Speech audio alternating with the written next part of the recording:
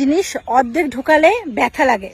দেখো বৌদি, আমি একটা কথা বলি। প্রথমত হচ্ছে অর্ধেক ঢোকালে কখনোই লাগে না, ঠিক আছে? অর্ধেক ঢুকিয়ে যদি তুমি জোরে জোরে ঠেলো তবেই লাগবে, ঠিক আছে?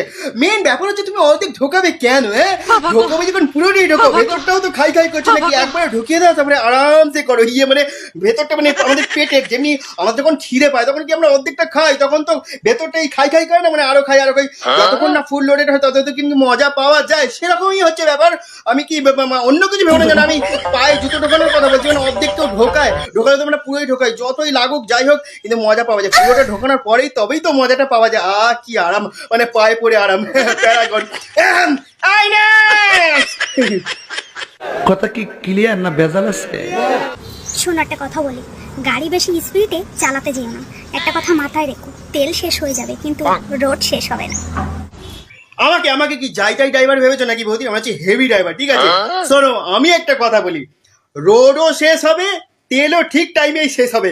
আমি তো জানি না বাবা গন্তব্যস্থলটা কোথায়, আর কোথায় গিয়ে ধাক্কা মারলে আমার রাস্তাটাও শেষ হবে আর আমার তেলটাও শেষ হবে। তাই রোডের যদি গা ঘেঁষে চলি, আমি যেরকম স্পিডে চালাচ্ছি, স্পিড মেনটেন করেই যদি চালাই, তাহলে রোডও লাস্টে হাঁপিয়ে যাবে, বলবে থাম বাবা থাম, তুই অনেকক্ষণ গাড়ি চালিয়েছিস, গাড়িটা এবার সাইড করে একটু আরাম কর। হ্যাঁ, তাহলে আউ ফাউ কথাবার্তা।